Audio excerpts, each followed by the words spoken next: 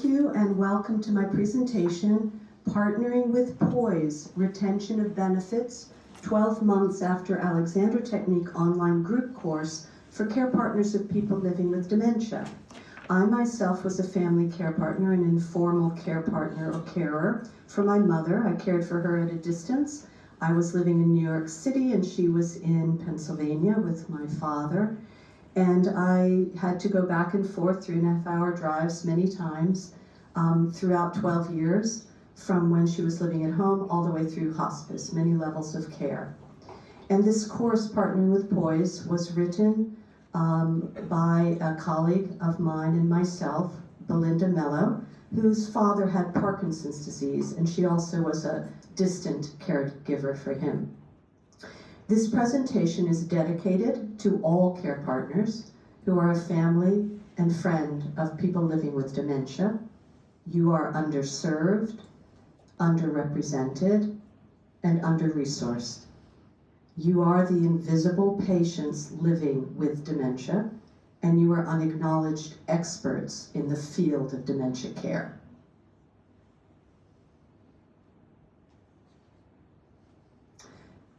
Again, my name is Monica Gross, and I'm an Alexander Technique specialist. I am the executive director of the Poise Project, a nonprofit based in North Carolina in the US. Our mission is to help everyone, no matter their socioeconomic status, to maintain poise, dignity, and personal growth throughout all stages and challenges of life using the principles of Alexander Technique. We design and deliver Alexander-based courses for target populations. We initiate research projects to better understand the efficacy of Alexander principle-based interventions, and we provide continuing education to industry professionals. Now, Alexander Technique, has anyone heard of it here? Oh, good. But before you came here and saw our booth? Yes, okay. So Alexander Technique, or AT, is a cognitive embodiment training. Cognitive embodiment training. It is a non-exercise approach that is applied to everyday activities, and Alexander Technique has been a well-established embodiment training in the performing arts for decades. It has helped performers improve their self-control, manage stressful circumstances, reduce performance anxiety, prevent physical and vocal strain and injury, and move more enjoyably. AT is traditionally accessed in one-to-one hands-on sessions. The Poise Project has been researching adapted Alexander-based group classes, both in person and online, for the care partners of people living with chronic conditions, including dementia. So I'm going to share a very brief overview of the benefits of AT training. By using an integrated psychomotor approach, AT specialists can teach ways of thinking that combine interoception, exteroception, proprioception, and goal awareness to enhance performance of daily activities while improving confidence and reducing anxiety.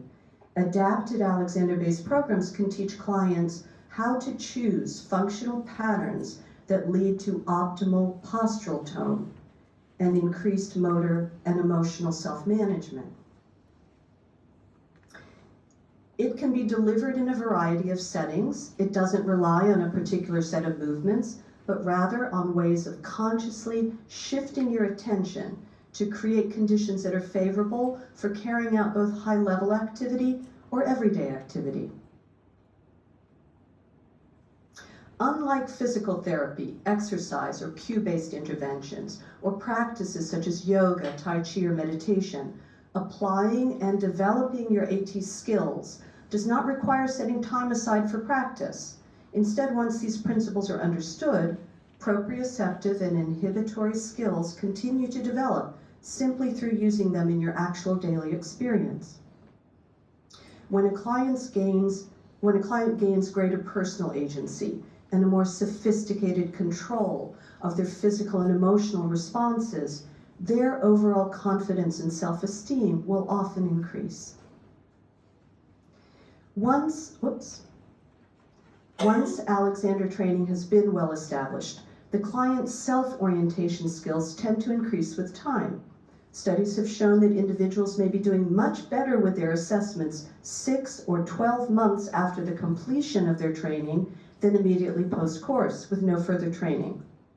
This is the result of an increase in moment-to-moment spatial and temporal awareness, a heightened proprioceptive sense that makes it much harder for the individual to return to their old patterns in misuse, which they will no longer experience as comfortable. And if you would like to view the specific current research on Alexander Technique, you can visit the POISE Project's virtual booth on your Alzheimer Europe app to download many resources or articles, or you can visit our booth in the exhibit area during the conference.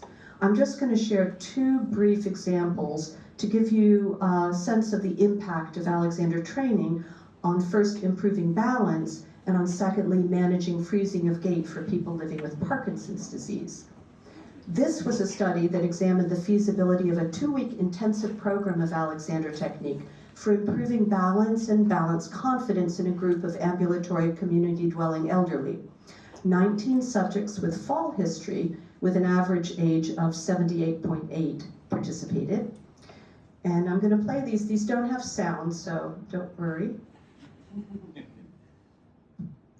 So these are some video comparisons of pre and post intervention in 2 balance and gait related activities. The gentleman on the left is doing the up and over task, and the gentleman on the right is doing the timed up and go task. Now we'll see them after the 2 weeks of training.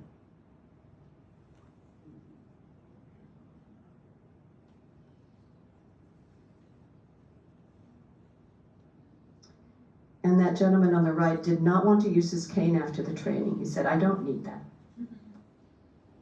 And this is a brief recording from the 2016 World Parkinson Congress, where Alison Wood described how she applies AT to interrupt freezing of gait. I've been diagnosed with Parkinson's for 13 years, and I've taken Alexander lessons for about 9. And my tip for living well with Parkinson's, because right now I'm very off, as you can probably tell, and I would like to walk like this. This is what I would like to walk with, like when I get up. But because of Alexander Technique, I can to raise my head, and when I start to walk, I push off the back foot, and eventually my old gait takes over.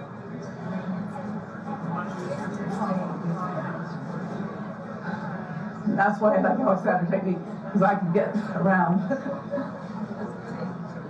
So I hope you noticed how her attention shifted to her head-neck-back relationship, which interrupted her freezing episode when her attention shifted. And she was able to allow for rhythmic entrainment of her gait to establish after she pushed off her back heel. And then in particular, you might have noticed that when she turned, while continuing to keep her attention here, she didn't freeze again. So, care partners, these Alexander skills can help you to maintain independence and well-being and protect yourself from the risk of loss of self and of engulfment in the role of caregiving.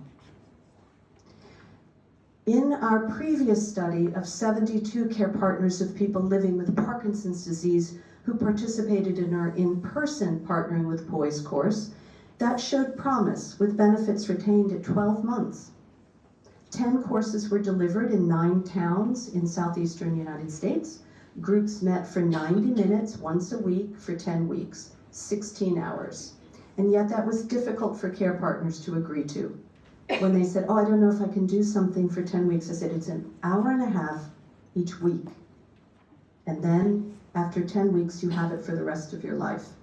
And still it was difficult. Groups outcomes were assessed before and after intervention and 6 and 12 months later without further training.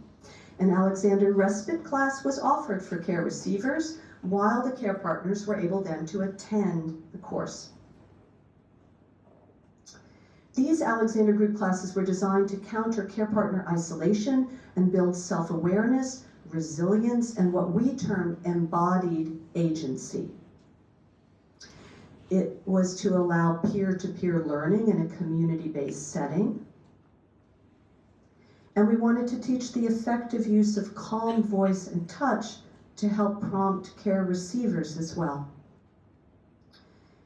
We wanted to encourage continuation of gains through independent peer interactions post-course, and to remove economic barriers to access through a cost-effective form of delivery. This course was funded by 2 Parkinson's Foundation community grants and were free to participants. In our in-person course, we saw significant improvement from pre to post and continued improvement at 6 months and 12 months with increased emotional self-efficacy and positive effect, and decreased stress, burnout, and fear. People reported in their post-course interviews that even though their care receiver had declined, that they still felt better 12 months after the course than they had before the course. In this chart, green cells indicate P less than 0.05 and yellow cells indicate P less than 0.001. Overall, there was significant improvement pre to post in digit span, Stroop, stress burnout, emotional self-efficacy, positive effect, emotional distress, fear, mobility, and the Mini-Best functional testing, so both physical and psychological and emotional improvements. Importantly, many of these things are even better at 6 months post-course, and improvements were maintained at 12 months post-course with no further training. COVID-19 provided the opportunity to test the feasibility of a synchronous online AT-based course for care partners of people living with dementia. So 14 care partners participated in our experimental group, and 9 care partners were in our control group. Groups met for 90 minutes weekly again over 10 weeks. The courses were funded by a grant from the Alzheimer's Foundation of America. Class attendance was 87%, and participant retention was 70%. Post-course, the Alexander group reported reduced fear, P equals 0.004, and increased care partner self-efficacy for controlling upsetting thoughts about caregiving, P equals 0.08. The control group did not improve. The Alexander group improved working memory, digit span backward, P equals 0.003, and inhibitory control, Stroop conflict, P equals 0.05. The control group did not improve. For anyone unfamiliar with digit span, this is a test where a series of numbers are read out loud, and then the subject has to repeat them back to you backwards. This requires executive function. The Stroop test uses a chart where, for instance, the word red is shown on the page in blue ink, and the subject needs to say the color of the ink, not the word, and this requires a lot of inhibitory control. Here's what some of the care partners said after the course. It's more head-oriented than body-oriented, like Tai Chi or yoga. I never came out of yoga feeling like I was empowered, I just felt better, but not like I had gained abilities or techniques or anything to help me in daily life. And this was much more all-encompassing. And also, I thought it was much better than any support group I've gone to, that it's just totally different. It's so expansive. We're not at all focused on talking about the problems, so that's the biggest difference. Here's the final summary of some of the results at 6 months and 12 months after our online course ended. A red star on the line indicates significantly different from baseline, P less than 0.05. As you can see in the upper left graph, self-efficacy for responding to disruptive behaviors continued to improve 6 months after the course ended. Fear, shown in the graph at the top right, also continued to decrease at 6 months. And in the bottom left graph, you can see that positive aspects of caregiving continue to improve at 12 months. And you can see in the graph at the bottom right that emotional distress and depression continue to decrease at 12 months. From Barbara's presentation, that was Patricia's presentation. No, Taria's. Also, at 12 months, AT group maintained improvements in that digit span and Stroop. We have noted that the inhibitory control is better retained from the AT training than perhaps the working memory, which is useful for lives lived as carers. So, Few programs focus on the needs of care partners independent of their care receivers. Alexander Technique shows promise as a whole person approach to reduce loss of self and emotional distress and increase embodied agency in care partners of people living with cognitive decline, with long-term retention of benefits. Group classes can provide cost-effective delivery with social benefits, and online classes can increase accessibility. We're seeking collaborators for a full-scale study. And I'm going to let Miriam from Mount Holly, North Carolina, who is caring for her husband who's living with dementia, who took our course, to have the final thoughts and words today about the vital importance of agency for care partners. Because even though you have the best intentions, if you're hurting your physical body, you're going to end up hurting your person that you're caring for. You're going to end up hurting them because your body isn't functioning the way it should. So the Alexander system not only teaches you about your body, but it gives you self-worth. I am. And when I'm having a bad day, even if my husband is a daycare and some days things just go wrong, I'll walk through the house thinking to myself, I am. And it helps you not only physically, mentally, but most importantly, emotionally. Thank you for your interest in our Caring for the Care Partner programming and research.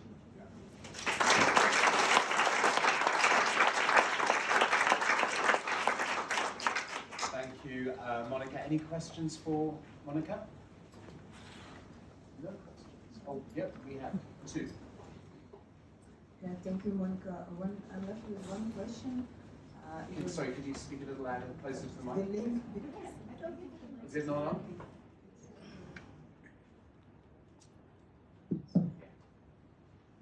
the link between the movements was very clear in your presentation, but then later on you also mentioned that it also improved memory and also disruptive behavior. So how does this work? You just For the integrate? care partner, the reactions to disruptive behavior. Okay. Yeah. So there were the physical benefits, movement benefits, and so forth. So there was some confusion about the memory improvement. That was the care partner. This was all about the care partner, independent of the care receiver. We were only doing measurements with the care partner who took the course. So they had physical benefits, right? The mobility and the functioning tests, MIDAS, but they also had these wonderful emotional, psychological, or memory, working memory, but mostly inhibitory control. That's kind of the biggest benefit of Alexander training, I think. There's one more. And Emma had one there. Thank you. Thank you. It's really exciting for me to see the Alexander Technique coming across to dementia. In the UK, the Alexander Technique is in our national guidance, our NICE guidance for Parkinson's disease. Right. There's such an established evidence base now that it's recommended that we use it with people living with Parkinson's. That's right. It's really exciting to see it coming across and being used with carers. I wondered if you could say a little bit about the use of touch, because we hear about touch a lot in terms of people living with dementia, but touch in the context of carers, I think, is really, really different. Could you say a little bit about that? Yes, so in the course, Alexander Technique specialists have 3 years of training to do the work that they do. And there's a very specialized kind of touch, which is non-invasive. It's a guiding touch. It's a touch that's meant to calm and yet to focus attention like she did to move. So with carers, if we can offer them a way of shifting how they think about touching the person they're caring for, how they model calm to the person through their voice and movement, then that touch, we do activities, they partner together, care partners together, one being the person that's being led and the other person doing the leading. And we do what's called contrast learning. First, do it the way you normally do. Now try it with this more gentle touch and think about yourself where you are, where your feet are, not so much where you're trying to get the person to go, and it's transformative, right? You sort of become one person. You're moving together. The carer becomes the guiding proprioceptive spatial judger for the movement, and so the care receiver feels calmer to move with them in that way. Thank you. We're very close to time now, so I like to learn new things. In an hour and a quarter, I've learned 4 new things. So I've really got a lot out of today's session. I hope you have. I'd like you to join me in thanking all 4 speakers.